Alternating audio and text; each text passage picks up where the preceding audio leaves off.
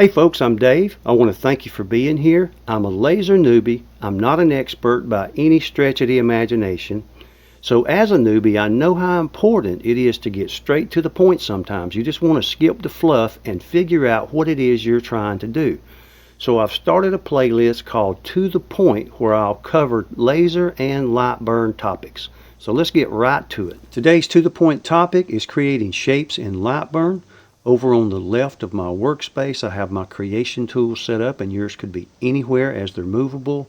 Click the hexagon, hold the shift key, drag out a perfect hexagon, release your mouse, release shift, click the selector tool, hold down the control key, and a handler will appear on top. You can grab that handler and change that shape. You can also change it here on the Shape Properties tab. And if you don't have that tab, go up top to Window, down to Shape Properties, and make sure it's checked. And that will wrap up today's To The Point topic. Okay folks, right to the point. The kind of content I looked for when I first got my laser and I still look for today. Something that's going to get me over the hump where I'm stuck on a project. So if this was helpful, please like and subscribe. It'll help the channel grow. It'll help me to bring you more and better content in the future.